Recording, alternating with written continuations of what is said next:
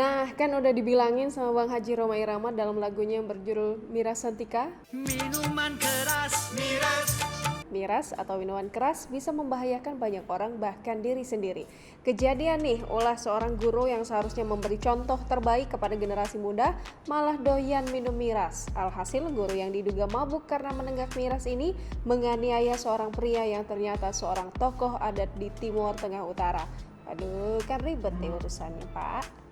Sedang dipengaruhi miras, seorang guru menyiksa pria. Keluarga Petrus Bait Lake berusia 73 tahun, tokoh adat desa Haumeni yang menjadi korban penganiayaan merasa kesal.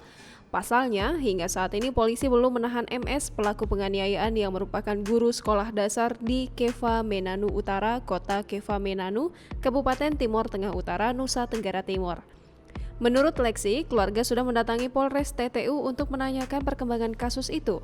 Namun penyidik Satreskrim mengatakan masih menunggu hasil visum dan keterangan tambahan saksi. Hal tersebut, kata Lexi, membuat keluarga merasa proses penanganan hukum oleh penyidik Polres TTU tidak adil. Lexi menjelaskan kejadian penganiayaan tersebut bermula ketika korban datang ke tempat duka kakak sepupunya yang meninggal dunia di konsulat Kelurahan Keva Menanu Utara.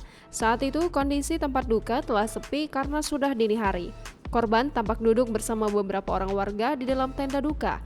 Beberapa saat kemudian, pelaku Marcel Suni yang telah berada dalam pengaruh minuman keras datang dari arah belakang korban kemudian langsung menyerangnya.